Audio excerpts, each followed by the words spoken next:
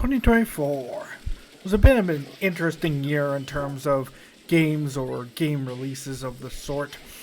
I wanted to do a quick video on some of the games I played this year. Keep in mind it's mostly games that new came out and just games I happened to experience for the first time this year. Could be multiple things or anything. It was a bit of an interesting year in the middle. Some really good releases, but then just like not a lot of other stuff somewhere in the middle. Not a lot of Nintendo on here, I'll tell you that much. But I had a lot of good experiences this year, so I wanted to talk about the top 15 or so best games I personally think I played this year. Number 15, Assault Spy. You can see it. I've been playing it a little bit here just to open up this video, but what the heck did I play? This game is just pure fun, adrenaline pumping, character action sort of fun. You have your couple characters you can play as. You're going as a spy and infiltrating this corporation and fighting the robots to it's silly, crazy fun, and that's about a lot of what it is. But I really enjoy the fact that, they use that to its advantage. They weren't very serious about some of the crazy plot, but it was still good. And just, oh man, the combat is so much fun. They got it down.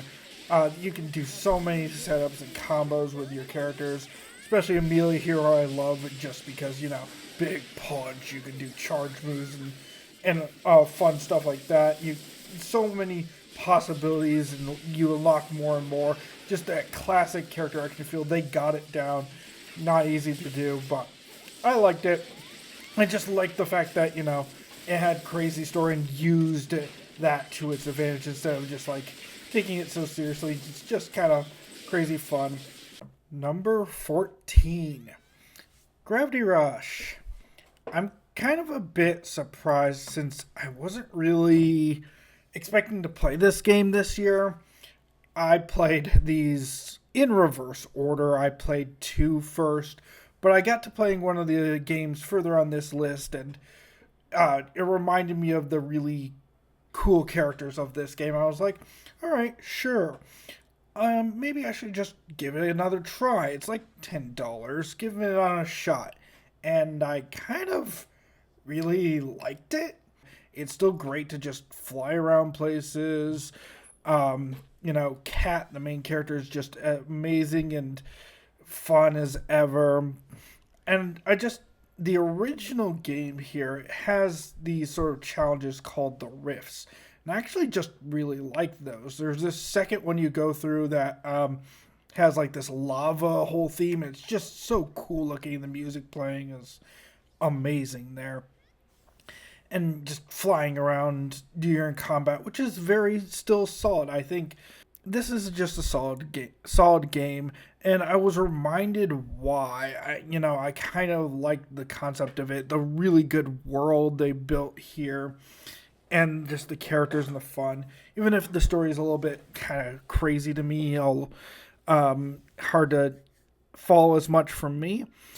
I just kind of now think about the cool ideas that this game and the heart that it has, because I wish there was someone you could pick this back up and try to fix those little problems, because I feel like I would love it if it just didn't have those small little things. Number 13, Lies of P. I'm surprised, guys. I don't really enjoy Souls games that much. And the thing is, Lies of P is a very good Souls game, or a Souls-like, I guess. It's honestly better than some of the ones I've tried or before. And that's the thing about it. It's almost too good at being a Souls game, if that's a thing. It's just good, solid, and it has the things you would like out of these kind of games, whether it be the atmosphere or, for me, like the character builds and like weapon builds and just what you can do. But the thing is, like, it also has a couple cool other things. Like, This is, Liza P, so it's Pinocchio, and it has honestly kind of a solid story and like this background to it. You actually learn more than even, Elden Ring, which was decent for me. I played all of Elden Ring, tried, stuff like Bloodborne, didn't really get into that one. But the thing is, like, this had a solid through line for the story and really just a solid feeling to it. It's actually just really good at being a Souls game, so that comes with the same sort of negatives and frustrations that I have with them. Just like absolutely ridiculous bosses or surprise attacks that I just roll my eyes at. Or like, oh, Brack Rabbit Brotherhood, four of them attack you at once. It's just a little ridiculous. Where it feels like I just get forced to play certain ways, especially towards that final boss. To be honest, the thing was, I didn't really have too many problems with bosses in this game. There were just two of them that took me a ridiculous amount of time, but like they were really cool. And the thing is, if you're just good at parrying in this game, like you could have a lot of fun, because if you're good at it, you can really wreck. I feel like if you enjoy these sort of games, this game's got it. It's got the atmosphere, it's got everything you could want out of that kind of game. You could do challenges, challenge runs, all that sort of thing. Liza P is very solid for what it is. It's just this type of game isn't always for me. Number 12. 13 Sentinels Aegis Rim. Guys, if I was just rating a game on its story, this would be by far number one. This game's story is incredible, just absolutely incredible. I'd heard a lot of things about this game for a long time about this sort of visual novel game, but man, I was not ready for what it kind of threw at me. These crazy 13 stories, all sort of based on different sci-fi books, tropes, and all the like. In terms of everything else, though, the thing was, I was okay. Just okay, honestly, on the battles themselves. This game has a sort of a tower defense battle system. You get into your crazy sci-fi mechs, you fight, and it's solid enough. It's just that I never approach battles too much that different to me, and that just kind of stinks, because I love games when there's both gameplay and the characters complementing each other. Like, it makes me feel better about the characters when they do cool things in combat. Like, Yuki here is actually pretty enjoyable to play as, but you don't quite get that level with this game. And yeah, it kind of stinks. There are some moments that just didn't quite hit for me personally, and that's just kind of a personal thing. Visual novels are back and forth with me. 13 Sentinels Aegis Rim. I'm sure if you look up stuff, there are people who can better express how just incredible this game can be. Just play it for the story, good God. Number 11. Paper Mario, The Thousand-Year Door. I get it, guys. I get it now. I get why so many people have nostalgia for this game. The remake came out this year, and it's a really good, solid game. It's fun. It's a good RPG. Like the characters, the setting. I played Mario RPG last year. Obviously, those two came out in the recent times, and they're just really good games. I think I liked RPG maybe a tiny bit better, but this is honestly just as good. It's the fact that in this game they remade a bunch of the music for different environments is just incredible. Probably the best new Nintendo game, in quotations, that came out this year. I mean, it's technically a remake, but it's just so solid. For me, it was just kind of go get the 7 stars kind of quest, but the stuff that happens along with it, Admiral Bobbery and stuff, is very solid. The humor is still sort of there. I can see why some things aren't exactly perfect. I mean, There is some backtracking in this game still, despite the fact that they kind of fixed it. That definitely does still kind of bother me. It's just like, I think they did a good job to kind of alleviate some of that, but not everything. So it's just a very good, solid game, you know. Nothing too crazy. Number 10. Stellar Blade. This was a new game I was looking very much forward to. It's good, man, at least in terms of the combat. And good God, the music is amazing in this game. It's somewhere in the middle. It's this weird in between where, like, it's got the satisfaction. It's almost this experimental combat. But I kind of say it in a fond way where it's not quite, you know, a character action game. It's not quite a Souls game. It's a fond kind of interesting idea because it feels good. It's like a dance, a brutal, intense dance of death. The skills that you do in this game and like the things that you pull off feel very good. The parries feel good. The dodges lead to more things, and it's not quite all that level that of a character action game, but it has some of the elements that just make it great. Characters are solid enough, though I guess the story is a little bit kind of it's okay. It has some really good sections and then like okay sections. It's solid enough. I kind of honestly strangely like the horror like levels in this game.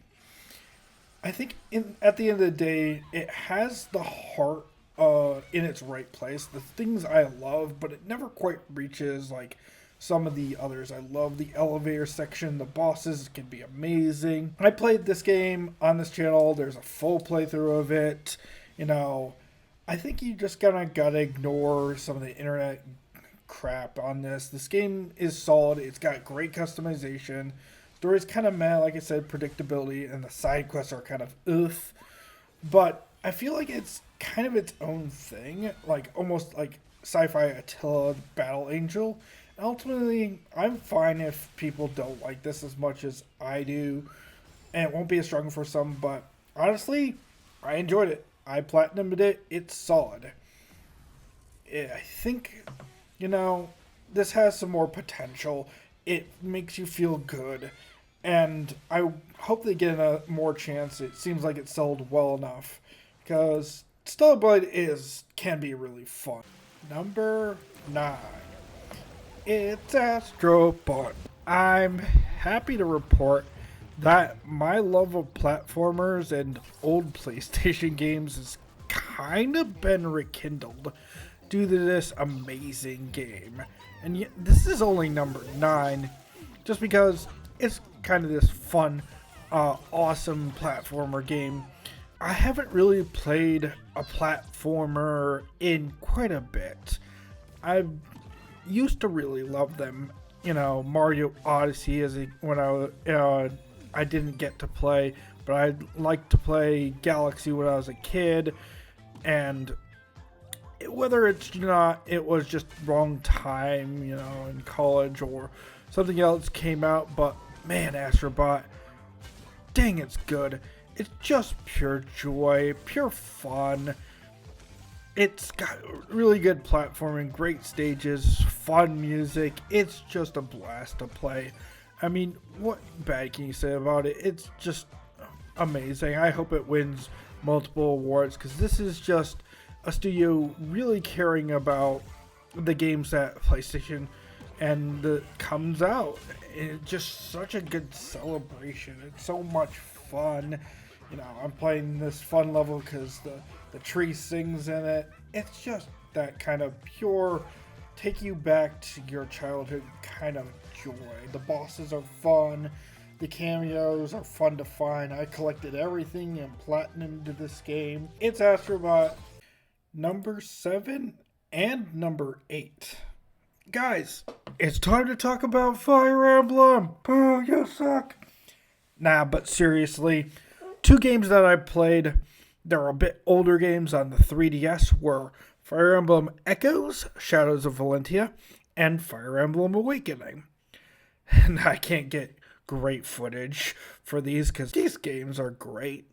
Echo Shadows of Valentia is kind of a remake. It seems of an old game with updated visuals, but it's got a very solid story. It really has good moments to it, and still has solid gameplay. Really great characters. I love Celica and the separating gameplay between them, and like the war. I actually kind of liked the weird dungeon crawling sections. I know that's probably a hot take. It was fun to just kind of explore with the two main characters. I really like the final battles. The music is so good, and the strategy gameplay is as solid as ever. And then you have Awakening, which is just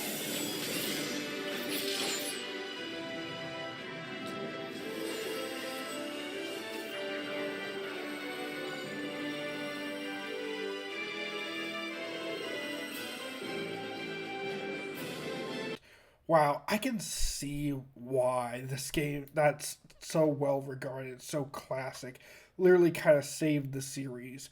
It's so approachable. The characters are so fun and it's just so well made. Characters are great in Awakening as well. I love now I understand why Crom, Lucina, and such are so good. Robin so beloved. Everything I felt about that made me feel like, man, this is just I get it. I get why people like this. And dare I say it now, I might be a Fire Emblem fan. What's happening? Number 6, Metaphor. Honestly, Metaphor was almost going to be my game of the year this year. Really, really excellent game. And then it kind of went on for another 10 hours. Overstayed its welcome a little bit, at least personally to me. Let's start with the good. This game's got excellent combat. I mean, they've got the press turn system down. Atlas has got this down. It feels really good to play. I love a good archetype sort of job system. The characters in this game, pretty great all around. Hulkenberg's good. Stroll's great. Heisman's pretty good. Juna's fun. I love Yufa. Basilia's my bro, and the main protagonist is very solid as well. Any of the bonds, Alonso, Brigitte, just to name a few, they really can nail those things in terms of some of the writing. It's got excellent music. The storyline is great for maybe about 3/4 of it, personally speaking. The themes they convey and the fantasy versus reality stuff, it's really, really good. You have this road trip that's going on, and this concept behind it is so fun because you can just fight the other crazy candidate. I love that concept. The villain is fun and great for most of the time. And it's just a really good time, really good RPG. I think the problems of this game really start to show their ugly heads towards the ending. And especially, I think many people have said this before, the dungeon design, Atlas, it's so okay. It's very aggressively okay. The layout of the one I'm currently in is very much repeated. The thing that really did bother me, though, and why this game's kind of a 9 out of 10 is just the ending section. Last 2 dungeons or so of the game, it's repeat enemies, all the same enemies. You refight them again, you fight the bosses again. Why did you do this? I get the idea of you're supposed to be stronger now, fight them again, but it did not work. And I honestly don't really like that they made Louis morally gray. I liked when he was kind of just a jerk. Last 30 days, I'm only doing Basilio things. Was not feeling it, man, with the gameplay. The boss jumps 10 levels to the final, and just the tropes and traps it falls into. Repeating your same anime friendship power speeches for everyone. This time it got on my nerve. I think regardless of that, this game is still very excellent. I mean, I would very highly recommend playing this game. Alright, it's time for the top 5. Number 5. It's Tunic. Any game that has a fox as a main protagonist, it has to get points from me, right? It might sound crazy to you, but like this might be the best Zelda game I've played in years. It's got the classic top-down feel of everything. It's got proper dungeons. It's just everything I want in a Zelda game instead of, what current Zelda is that I don't really enjoy. And you have Tunic here, which is just this wonderful little indie game that you play as a fox and go explore all the different places in the world and collect all these things. And it's so cute and so good. The bosses are so, good. They're actually kind of difficult, and it's so nice. You find all these little things, and the coolest thing about this game is if you just play this game blind, you're basically playing it with nothing. They just let you go. You go to figure stuff out, and you put together the pieces of manual to figure out how to play and find the secrets, like the little map, and go to the gardens or beat the bosses. Environmental storytelling. It's so cool. It's so dark sometimes. You play just this tiny little fox, follow the golden path. There are just some moments in this game that were just magical. All storytelling without, anything else, any dialogue, anything at all. Just pure by environment. Number 4. Guys, you ever just kind of pick up a game you've heard a lot about offhand and try it yourself, and then you just get hit by how solid its quality is? Yeah, we're talking about Jedi Fallen Order right now. This game just feels good.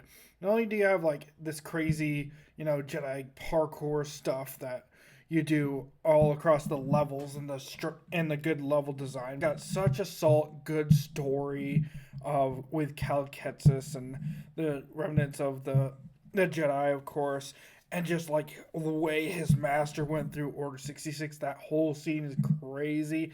The different options you have, the parrying stuff, or a couple different lightsaber stances and the force powers. It just feels very, very solid, very adventure-y. It still has the elements of some things like respawning in Souls games, but it uses it to its benefit. You have great characters like Grease, Cal, and Mara. There is just a lot of good about this game. I had heard a lot of good stuff about this game, but I wasn't ready for how solid this game is. Every time I'm parrying or dodging certain attacks, the bosses being so solid, especially that final one is crazy, and exploration and the customization is very fun. It's a little bit basic for this game, but it's still there. How had I not played this? Number 3, my bronze medal game of 2024. It's continuing on from the previous game. It's Jedi Survivor. I played this game a little bit after Fallen Order, a few months after, and god dang, it might just be one of the best Star Wars games I've played. It's very close. I still have fond memories of the original Battlefronts when I was a kid. Just feels like a really, really good adventure game to me. It's still got some of the good difficulty. I turned it up to Jedi Master. I had no problem. It just feels good. They just added more to the original game. More stances, I'm using the crossguard, and the dual sword is so fun. The blaster stance and stuff. There's so much more openness to exploration, especially here on Kobo, and going around and finding more stuff to upgrade and different options. You get so many options. I really like what they did with the kind of level design here. You have your main base and the different levels. You get more into the force powers and extra jumping across and propelling yourself and slow stuff. It's really cool in that way. It just feels good again. The previous one felt good, but this even starts to feel better, and they added so many cool enemies. I love the fact that they added the battle droids. They're so funny, and they also add a lot of variety. You have the flying between on the people, and then you can come down like this, boosh, and just you feel powerful. You feel like a Jedi. Cal is so much better. The story is even cool. This has its own unique story. It's really cool about being the last of your kind, surviving and fighting against the Empire here. I'm wondering if we're going to get past episode 6, if there's another game, like trying to find this place to be able to live out in safety, Tanalorr. There's really good bosses in this game, like Ingara and Ravis. Really cool, just added, enemies and monsters in this game all over the place, so much customization. If you have not played the Jedi games, I highly recommend them just to anyone who likes action games. They are good. I know that they had problems on the PC, but I never really ran into performance that much on my PS5 here. I'm really excited to see like the third game. EA, please give them the proper time to make that game, polish it up really good, because I think they've got something special here. I'm really interested in what happens next. My number 2 game of the year. Guys, it's Hi-Fi Rush. I played this game about a year or so after release. What do you want me to say that people haven't already said before? It's just brilliant. It's amazing. It's one of the best modern character action games I've ever played. So vibrant. So many good characters. Chai, Peppermint, oozing style. It's oozing fun. It's just this fun romp story about taking down this corporation. And it's got such good gameplay, not just because you have all this crazy good audio design. Everything in this game is just to the beat. The whole world around it, it's amazing. But you also have your character action combat, whether or not be comboing to the beat or dodging to the beat, pulling off special attacks, or like really cool partner moves. You can do combos together with the partners. And different moves that you have to do to break certain things. These crazy sequences of like dodging through the ropes and stuff. This game's so... It's got everything. I'm so glad to like have tried it out. I'm just so glad that like after the crap that happened and with Microsoft and their dumb stuff, that this game like gets potentially another shot. You could get more of a sequel out of the studio, because this is just pure video game fun. And really the only thing I ever had problems with is just like the platforming isn't perfect in this game. I thought normal mode was a bit too easy, but hard mode was a little bit too hard. It was weird in between. There's this whole fight. It's just all beat with Corsica. It's absolutely brilliant. You can just tell that these guys just absolutely had a blast with this game. This game's just marvelous. I'm so glad to have it amongst like so many other games. We don't get that many games like this. Game of the year is... yeah, it's Final Fantasy VII Rebirth. How is this game real? What can I even say? How does this game exist? Sometimes when I just play through this game and think about what they did with this, I just am absolutely flabbergasted by its quality. It's Square Enix coming back into basically its prime. You have everything you could want from an RPG. These rich, great cities. These amazing characters where they added on to them with more dialogue, the missions and the story like being still as solid as ever. You have the open world, which they designed pretty well with mostly good objectives. They kind of wear off a little bit at times. The combat, you have the synergy skills, you have the unbelievable, like 300 ridiculous amount. How do they make this many songs, music? It's unbelievable. There's so much that they added and just improved. Dealing with airborne enemies. Love playing as like Yuffie and Tifa now, because they are so much fun in the air now. You get so much you can do with these characters. This is above and beyond what I was expecting. I don't have the sort of same nostalgia for Final Fantasy VII as others, I have that for Final Fantasy X. I played the original after remake, and I understand why it's so beloved. And remake, you know, it has the end section with the corridor design. And so I was so worried about this section of the game. It completely puts that to rest. We're going to do everything the original did, and then more. I think really the only thing with this game is just the crazy ending. I feel like it's just to get people talking. I just don't really like the multiverse stuff. They didn't change stuff. I shouldn't have to play the multiple other games to get this story. Other than that, these characters are so great. They make them even better. How did this game make me like Yuffie? She's so charming and she sings these silly songs now. I didn't really even like Yuffie in the original game that much. And I love her now. Everything has been put into this game. There's so much budget. There's so much content. Easily could break 100 hours. Just enhances everything that was before. There's so many moments. I'm just floored by the quality of this game. It is a pure love letter to the fans. Square might be back on track a little bit for that. They're sort of starting to get it now. Final Fantasy X is one of my favorite, if not my favorite games of all time. And this is up there in every single little detail.